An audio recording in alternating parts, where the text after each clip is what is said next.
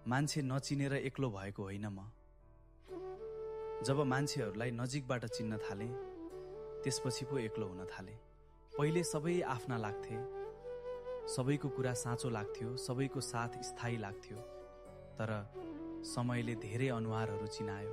कतिले साथको नाटक गरे, कतिले विश्वासको व्यापार गरे। अनि मैले बुझेँ सबै मुस्कानहरू साँचो हुँदैनन्।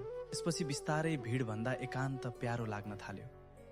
किनकि एक्लोपनले कहिल्यै धोका दिएन, तर आफ्ना भनिएकाले धेरै दिए। अब गुनासो कसैसँग छैन। उनीहरू सही, म गलत, कुरै सकियो। किनकि हरेक कुरा प्रमाणित गर्न खोज्दा आफ्नै शान्ति हराउँदो रहेछ। त्यसैले अब मौन बस्न सिकेको छु। समयले जसलाई बुझ्नुपर्छ उसले एक दिन बुझ्नेछ, र जसले बुझ्न चाहँदैन उसलाई 1000 शब्दले पनि बुझाउन सकिँदैन। आज एक्लो छु भने दुखी छैन, किनकि अब कम्तीमा नक्कली साथ भन्दा साँचो एकान्त रोज्न सिकेको छु।